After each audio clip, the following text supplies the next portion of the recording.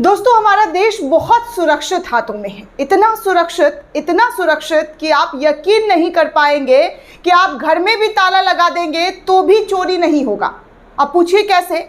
क्योंकि देश की राजधानी दिल्ली में अमित शाह के घर से, जिसके ऊपर देश की जिम्मेदारी दी गई है, देश सुरक्षा की जिम्मेदारी जिनके हाथों में है, जिन्होंने पूरा का पूरा मंत्रालय लिया हुआ है कि हम देश सुरक्षा करेंगे, देश को सुरक्षित करेंगे, देश का हर एक नागरिक सुरक्षित होगा। लेकिन उसी अमित शाह के घर के बगल में, यानी कि गृह मंत्री के घर से ठीक 4 किलोमीटर दूरी पर एक बहुत बड़ा डकैती होता है। जी हाँ, ऐसा वैसा डकैती नहीं, बल्कि गन पॉइंट पर डकैती होता है और गन दिखाकर दिन दहाड़े लूट लिया जाता है। एक शख्स को 2 लाख रुपए लूट लिया जाता है चलती गाड़ी के अंदर से। अब आप सोचिए कि कितने सुरक्षित हाथों में देश है और हम सब कितने सुरक्षित है, क्योंकि अगर कुंडी भी लगा दीजिएगा ना तो भी चोरी होना संभव है।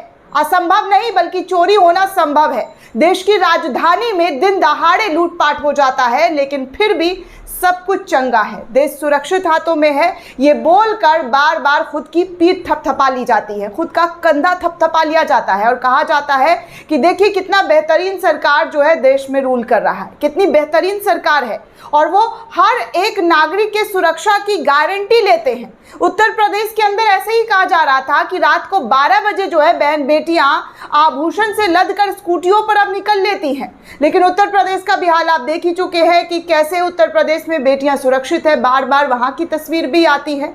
लेकिन देश की राजधानी जहां से सत्ता रूल होती है, जहां से सत्ता चलती है, वहां से ऐसी खबर सामने आए तो अब आप सोचिए कि देश कितना सुरक्षित हाथों में है, देश की सुरक्षा का बागडोर कितना मजबूत है।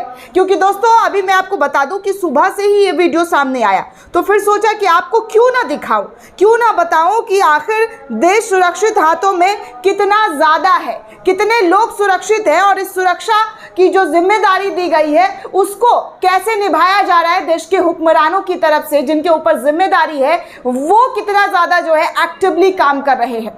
अब देखिए, रणविजय सिंह जो है दोस्तों, वो एक ट्वीट जो सीसीटीवी फुटेज सामने आया है, जहां पर चोर लुटेरे बाइक से आते हैं और गाड़ी सवार एक शख्स को गन पॉइंट दिखाते हैं और उनसे लूटपाट कर देते हैं। ऐसा ही सीसीटीवी फुटेज कैमरा में दिखाई दे रहा है दोस्तों। हेलमेट पहने हुआ है चोर, किसी का जो कुछ नजर नहीं आ रहा है और वो डकैती करते हुए फरार हो जाता है। बैग पैसे से नगद जो 2 लाख रुपए कैश है वो लेकर भाग जाता है।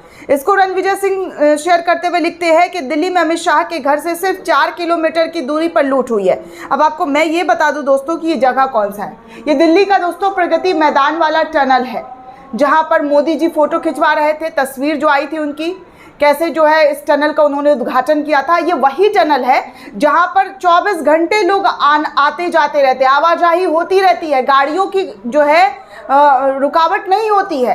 24/7 वहां से गाड़ी जाती रहती है, लेकिन फिर भी उस जगह पर लूट हो जाती है। प्रगति मैदान के बगल में सुप्रीम कोर्ट है।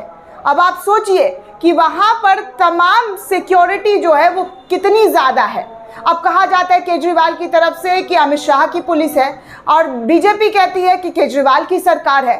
ऐसे में आम जनता बेचारी पिस रही है। ये दोनों एक दूसरे पर आरोप तो लगा रहे हैं, लेकिन आम जनता कैसे पिस रही है ये आप देख सकते हैं कि दिल्ली में डकैती हो जा रही है, लूटपाट हो जा रहा है, लेकिन जवाबदेही किसी की नहीं है। जवाब कौन देगा ये किसी को नहीं पता।